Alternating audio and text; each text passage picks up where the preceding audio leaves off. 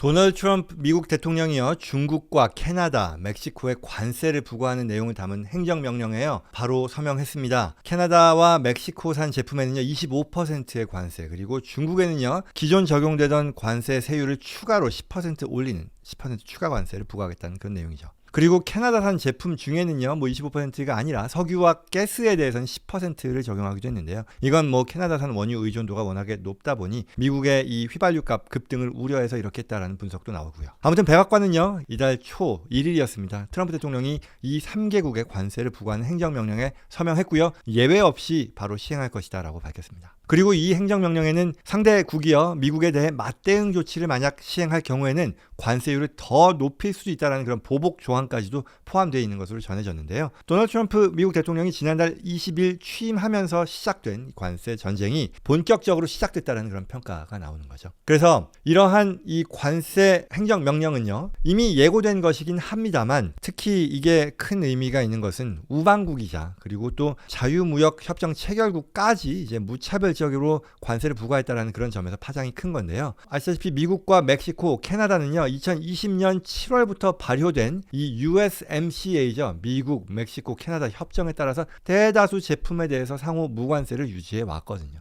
하지만 이번에 상황이 바뀐 거죠. 미국 안보 또 경제에 대한 위협을 명분으로 해서요 무역 규제에 나설 수 있는 법이 있죠. 국가 긴급 경제 권한법인가요? 이걸 근거로 해서 이 적용을 캐나다, 멕시코까지 전방위 관세를 부과하는 것으로 확대시켰다라는 거죠. 이와 관련해서 이제 영국의 BBC는요 매일 어떤 여러 방향으로 관세 위협이 이제 계속 퍼져나가는 상황에서 이제 정말 새로운 단계로 들어섰다라고 했고요. 또 미국의 월스트리트 저널이요 보수주의이죠. 그럼에도 불구하고 자유무역의 철학을 신봉하는 그런 언론사인데 사설에서 이러한 트럼프의 정책은 역사상 가장 어리석은 무역전쟁이 될 것이다 라고 비판을 했습니다. 그래서 각국의 반발도 주목할 만한데요. 이 해당 나라들은요 즉각 반발했습니다. 캐나다 총리는요 이날 밤 긴급 기자회견을 열고 또 캐나다로 수입되는 미국산 제품에도 25%의 관세를 부과할 것이다 라고 밝혔습니다. 또 멕시코 대통령도 마찬가지인데요. 백악관 발표 직후에 이 엑스에어 경제부 장관, 자국의 경제부 장관에게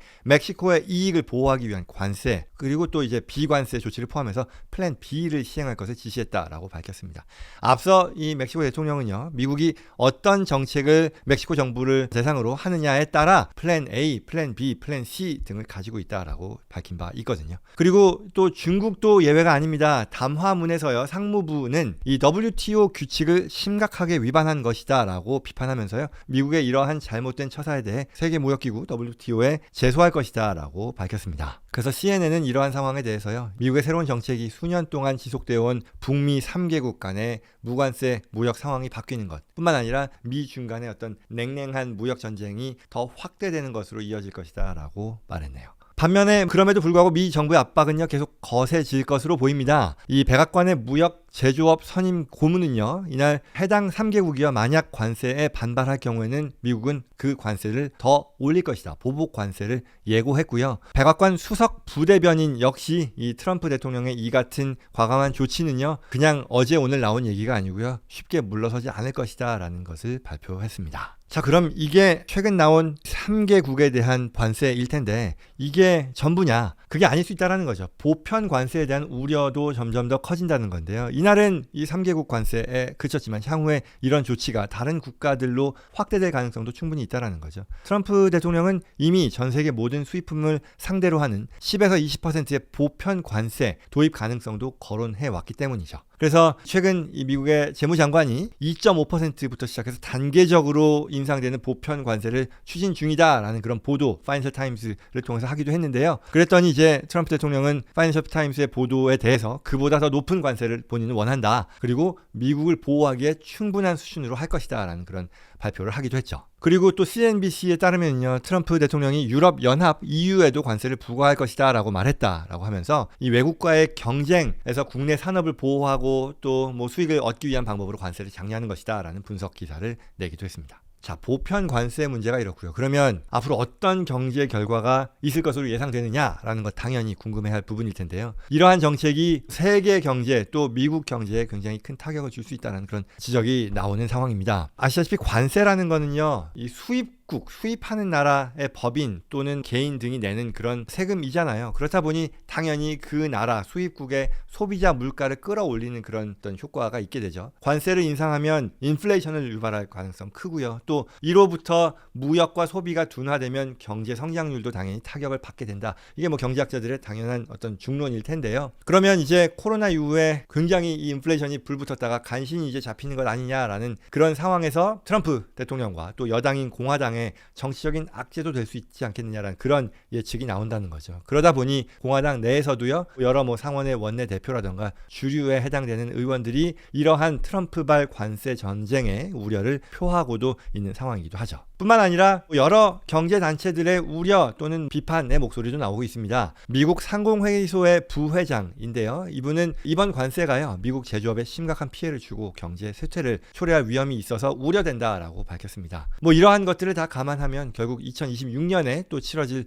중간 선거가 있죠. 상하원 선거가 있는데 여기서 이 인플레이션이 유발될 경우 관세로 인해 그러면 공화당의 표심을 떠나게 할 요인이 되지 않을까라는 그런 걱정도 나온다라는 얘기죠. 그리고 뭐 트럼프 대통령이 관세 인상의 취지로 드러내는 것 중에 대표적인 게 이제 미국의 제조업 보호라는 거잖아요. 근데 실제로는 이게 그렇게 되지 않을 가능성도 더 크다라는 거죠. 왜? 제조업의 어떤 원재료, 비용을 증가시켜서 수익성을 저하시킬 거다라는 얘기죠. 세계은행에 따르면요, 미국이 수입하는 물품 중에 원자재가 10% 그리고 중간재가 17%에 달하니까 이걸 수입해서 제품을 생산하는 미국 기업이라고 하면 관세로 인해 비용 부담이 불어날 가능성이 크다라는 건 뭐 불보듯 분명한 거니까요. 그래서 결과적으로 이 전문가들은요, 미국 경제 성장률에 미치는 타격에 대한 것도 얘기를 하는데요. 일단 1, 4분기 물가 상승률이 기존 예측치보다 0.7%포인트 더 올라갈 전망이다라고 하고요. 또 최근 보고서에서요, 캐나다와 멕시코에 25% 관세를 부과하는 이 결정으로 인해 트럼프 4년 임기 동안에 미국의 국내 총생산 GDP가 2천억 달러 정도 감소하고요. 미국의 경제 성장률이 2026년부터 29년까지 매년 0.2%포인트가량 낮추는 결과로 이어질 것이다 라고 전망했네요. 그래서 내각에서도요, 이러한 배경에서 여러 뭐 경제 전문가 출신의 내각 구성원들은 관세 인상에 내부적으로 반대해 왔다라고 알려지기도 하죠. 자, 그러면 다음 얘기로서 트럼프는 왜 이렇게 관세 전쟁에 집착하느냐라는 것에 대한 또 궁금증도 있을 텐데요. 작년 대선 때요, 굉장히 유명했던, 저도 그 장면이 생각나는데, 관세에 대해서 세상에서 가장 아름다운 단어다라고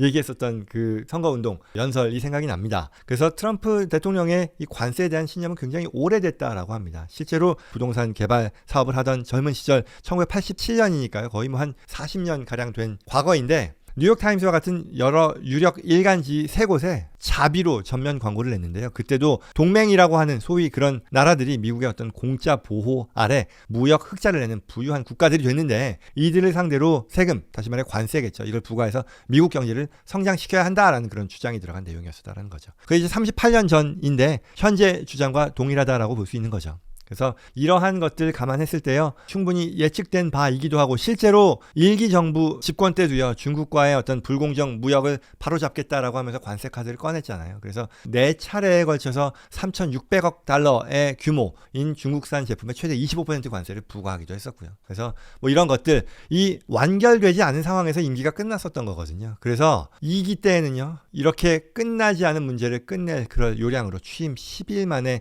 이러한 행정명령을 발표하면서 미완성으로 남았던 미국 우선주의, 마가의 과제를 빠르게 밀어붙이고 있다라는 그런 평가가 나오는 거죠. 뭐 이처럼 트럼프는 이 관세를요, 정치, 외교, 경제, 무역에 있어서의 지렛대로 활용하고 있다라고 볼 수 있는 거죠. 자, 그럼 이제 마지막으로요, 이 한국 기업을 또 봐야겠죠. 한국 기업에 미치는 영향에 대한 것도 또 근심 어린 시선으로 보게 될 텐데, 만약 이러한 보편 관세가 현실화되면 어떻게 되겠느냐. 현재 한국과 미국 간에는 이 FTA가 있죠. 그래서 미국으로 수출하는 대부분의 물품에 대해서 관세가 이제 0%를 적용받는 기업들이 대부분이거든요. 많거든요. 근데 이러한 한국도 영향권에 들어올 수 있다라는 거죠. 뭐냐면 지금 삼성전자다, 뭐 LG전자다, 뭐 이런 유명한 주요 기업들이요, 이 멕시코에 생산 공장을 두고 있거든요. 이건 어떻게 된 거냐면, 이 트럼프 1기 정부 때요, 이 대중무역 제재가 확대됐잖아요. 그때 이걸 피해서 미국과 무관세 협정을 맺었던 당시 그 멕시코에 대거 생산 기지를 확충하고 옮겼었거든요. 그랬는데 결국은 뭐 말하자면 이게 이 소비국에 최대한 가까운 곳에서 생산하면서, 그리고 또 이제 무관세 혜택을 누린다, 이런 거였었는데, 그러다 보니 그게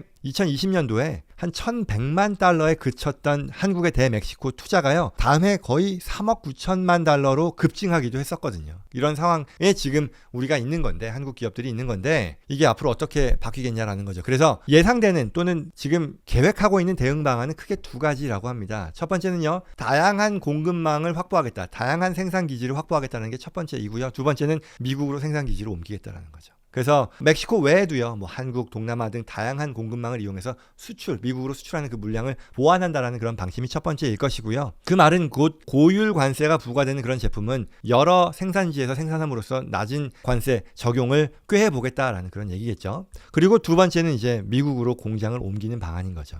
예를 들어 삼성전자 같은 경우는 멕시코 공장의 어떤 일부를요, 미국의 이 사우스캐롤라이나 공장으로 옮기려는 그런 계획을 지금 검토하고 있고요. LG전자의 경우도 멕시코의 일부 생산 라인을요, 미국 테네시 주 공장으로 옮기는 안을 검토하고 있다라고 합니다. 물론 이러한 이 관세 전쟁의 틈 속에는 뭐 중국산 제품에 대한 이 10% 추가 관세라는 것을 감안하면 오히려 한국 기업들은 이러한 어떤 중국 기업의 전통적인 저가 경쟁을 물리치고 격차를 벌리는 것과 같은 반사이익을 얻을 수 있지 않겠느냐라는 그런 기대도 없는 건 아니지만, 그러나 장기적으로 보면 이 미국 무역 장벽에 막힌 중국산 저가 물량이 또 다른 시장에 대거 풀리게 되면 국내 기업들이 또 전 세계적인 어떤 그 오퍼레이션을 놓고 보면 타격을 받는 거 아니냐라는 그런 우려의 목소리가 나온다는 거죠. 그리고 추가로 또 트럼프 대통령이 지난 31일에요, 백악관에서 이러한 관세 부과 대상 업종에 대해서 반도체, 의약품, 철강 뭐 이런 것들을 얘기했으니까 한국의 최대 수출품인 반도체 관세 전쟁 영향권에